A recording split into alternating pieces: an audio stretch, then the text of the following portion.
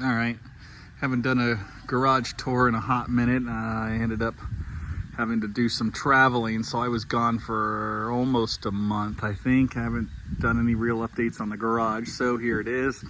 The slab has been poured, it's done, everything is fine. They put the posts up, and I just felt a little bit of rain.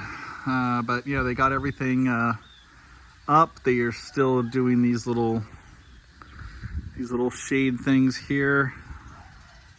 And I think they're still, if you can see, which I don't know if you can so good, but we put some anti-bird measures up. So we just kind of meshed under the insulation between, I should say, between the little pipes and the insulation. And then on these cross beams here, on these trusses that we have here are all meshed in. That's to keep the birds coming, and nature being what it is, they always find a way. And if you leave one area that's uncovered, sure as shit, they will come get it. So today, where was it? Did we get it already? One of these, oh no, here it is right here. Yep, right there. They already started within probably 24 hours of them kind of discovering that was open.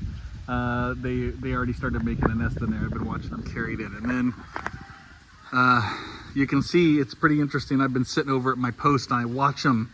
I watch those little finches come in here, and here they come right now. Anyway, they land on the ground all over here. They check it out, and sure as shit, they go up there. They try all day, every day.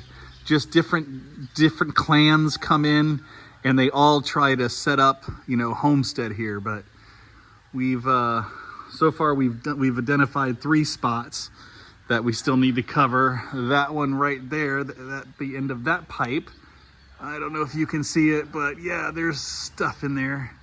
So yeah, they already started building a nest in there too, if I can get in there. Oh no, he just blocked it off. I see, there is wire in there now, sorry.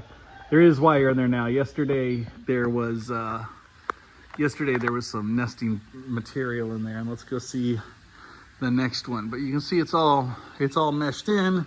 They can't get in from the sides, they can't get in from the top, and they are pissed because they try all the time.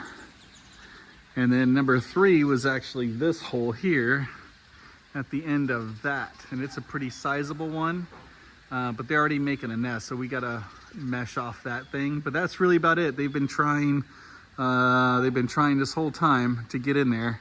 Even the pigeons, because I'm trying to get these pigeons out, but once they've kind of moved in, they're really hard to get out. But we've got some pigeons up there that have flown in here trying to explore it, trying to find some places, but they haven't been happy. You'll see this here. This is our storeroom. They just finished it, I think yesterday or the day before. We still have to paint it and everything, so the elevation is a little off. I don't know what to say about it, but anyway, it's going to be painted, and right now it's open, but then they're going to have the mesh that goes up here, the mesh screen, the hardware cloth or whatever that goes up there, so we can still have lots of ventilation. It's still off of the roof. It's not going to get so hot in there. But then they just made this door. I think we made it 1.5 meters, I think, and then that way, you can you have a lawnmower in here or something if we want to actually have a riding lawnmower at some point. But other than that, it's just a big storeroom. I think it's 4x4, and it's going to be powered. We're going to have a light in here. I think I'm going to have a beer fridge here, and I think all this is going to be shelved in. We're going to have a water pump over here, and probably more shelving right here, and then we'll just leave this open. I mean, this is I think it's just a hair over 4 meters, in either direction. So there's actually a lot of room there. It's pretty big. We'll keep all of our cleaning material, house stuff, everything that's gonna go, that's just for the house and this property. And over here, this is still set to go. You'll see it's I don't know if you can see it on camera, but it's a little bit of a weird shape. It's wider at that end than it is over towards this direction, but we still have plenty of room. It's going to end up working great. We're going to put 2 big 3,000 liter tanks, and then we're gonna have actually the gutter is gonna come up here. We're gonna have a gutter system. The gutter is going to drop into the 6,000 liter tanks, and then it's gonna go in here, and of course I'm gonna put the pump and everything inside.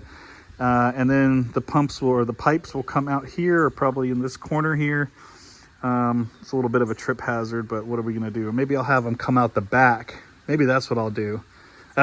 So there's not a trip hazard here.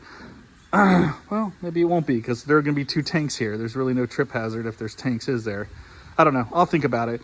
Anyway, have the 2 tanks. We're gonna have the in and the out somewhere around here, but I wanted the outs to hug this concrete line, because you see we still need to fill this in here. Oh yeah, it's definitely raining. And then relocate it to the old pump that goes to the old pump. And it looks like we have fire ants here, and we sure as shit do. Yep, I'll have to take care of them later today when it's not raining, but otherwise everything else is looking okay. You can see the grass is filling in. This rain is doing an incredible job of greening everything up. We haven't had to run the sprinklers in a couple of weeks, because from what I understand, it's been raining just about every night, and you know, most of the afternoons it gets sprinkly like this. But you can see everything is doing great. We've got the mulberries down this side, more papayas. I can't even remember what those are. And then more papayas, and then again the coconuts and limes, the local limes that alternate all the way down. More papayas down there, and then I think we have, that orange tree, we have 4 citrus trees. They've all bloomed and they've all got fruit on it. Like, it's crazy. Like, they've only been in the ground like a month, not even, just over maybe 2 months now. And man, they just flower and produce like crazy. I can't pull them off. I wanted them to grow, but just can't keep up with it. They grow like crazy. Let's see, the avocados are okay. I have maybe the very first avocado down at the end. I don't know if it's a failure to thrive, but it's just not growing. The other ones have grown quite a bit, and those first ones haven't. The chocolates are all still doing great. You can see there's a ton of growth on a couple of these. These are all, they've probably doubled in size, except for maybe that one. And again, that very first one. So now that I'm thinking about it, maybe there is a problem with the sun or something. Maybe there's just not enough sun that gets it. That would explain why those first 2 avocados are not so hot. It might explain why those first two or 3 chocolates are not so hot compared to the rest of them. So that might explain it. But anyway, all the lamyais are done. The mangoes are still alive. The pineapples are okay. We actually just went through here, these papayas here. And if it wasn't raining now, I would show you, but we had a lot of erosion damage. I lost a whole bunch of chilies and a whole bunch of basil plants, but they're all still alive, but they're down in the hole where they just got washed out, so I'm not gonna mess with them. But maybe I'll show that later. But yeah, the pineapples are all doing okay. Everything else is all right. That is it. I'm just gonna watch this big storm come in and hope the guys come back to work, because it's going to be rainy. Alrighty.